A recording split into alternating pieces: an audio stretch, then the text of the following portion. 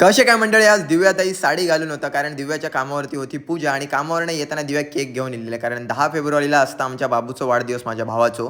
तर केकची अरेंजमेंट झालेली. त्याच्यानंतर पप्पांनी पहिलं आपल्या मोबाईलमध्ये फोटो काढले आणि 2 केक होते कारण आम्ही एक आणलेलो आणि बाबूचे मित्र वगैरे सर्वजण इलेले आणि बाकी सगळी तयारी एकदम जोरदार होती. आणि या पेटवताना आई आपण तर घाबरली पण भावाक सुद्धा घाबरून मोकळी झाली. त्यानंतर बड्डेचा सेलिब्रेशन कशा प्रकारे झाला तर तुम्ही स्वतःच बघा.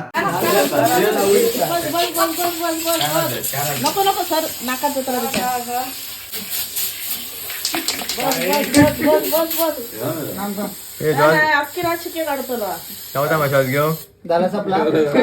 अशा प्रकारे झाला सगळा. रंगवल्याने पण हेनीच आणि नंतर क्लीन सुद्धा करून दिली आणि त्यानंतर म्हटलं सगळ्यांका बसान घ्यावा.